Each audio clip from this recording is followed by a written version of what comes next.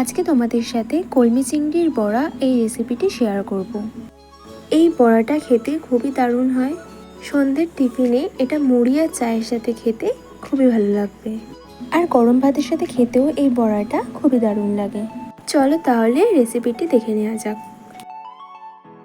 আমি এখানে 1 আটির থেকে হাফ কলমি শাক নিয়ে নিয়েছি, আর শাকটাকে ছোট ছোট করে কেটে নিয়ে তারপর ভালো করে জল দিয়ে ধুয়ে নিয়েছি। এরপর দিয়ে দিচ্ছি 2টো পেঁয়াজের কুচি, 8-9টা মতো রসুনের কোয়া, আর 6-7টা মতো কাঁচা লঙ্কা কুচি। আমি আগে থেকে 150 গ্রাম চিংড়ি মাছ মিক্সারে বেটে নিয়েছিলাম, সেটা এখন দিয়ে দিলাম। আর দিয়ে দিচ্ছি হাফ চামচ কালো জিরে, 1 চামচ নুন, ছোট চামচের হাফ চামচ হলুদ গুঁড়ো। এবার একটু একটু করে বেসন দিয়ে মেখে মিশ্রণটা তৈরি করে নেব। এখন হাত দিয়ে সমস্ত কিছু ভালো করে মেখে নেব।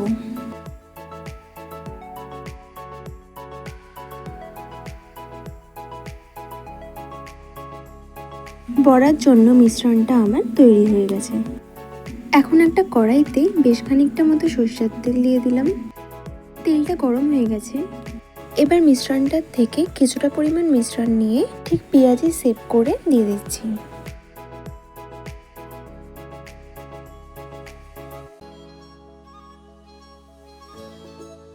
এবার গ্যাসের ফ্লেমটা মিডিয়ামে করে দিয়ে বড়াগুলোকে লাল লাল করে ভেজে নেব।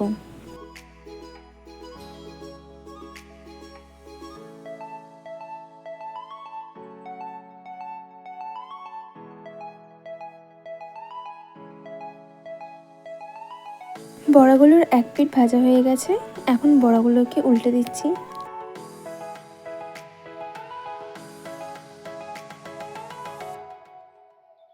এখন গ্যাসের ফ্লেমটা হাইতে করে দিয়ে বড়াগুলোকে ভেজে নিচ্ছি।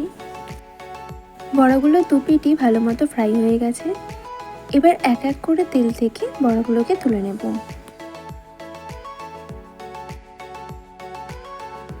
একই রকম ভাবে আমি বাদবাকি বড়াগুলো ভেজে নেব। কলমি চিংড়ির বড়া তৈরি হয়ে গেছে। তোমরা বাড়িতে অবশ্যই এই বড়াটা একবার ট্রাই করে দেখবে। আশা করছি তোমাদের সকলেরই খুব ভালো লাগবে। এই রেসিপিটি তোমাদের ভালো লাগলে ভিডিওতে একটা লাইক, কমেন্ট আর আমার ইউটিউব চ্যানেলটি সাবস্ক্রাইব অবশ্যই করে দিও।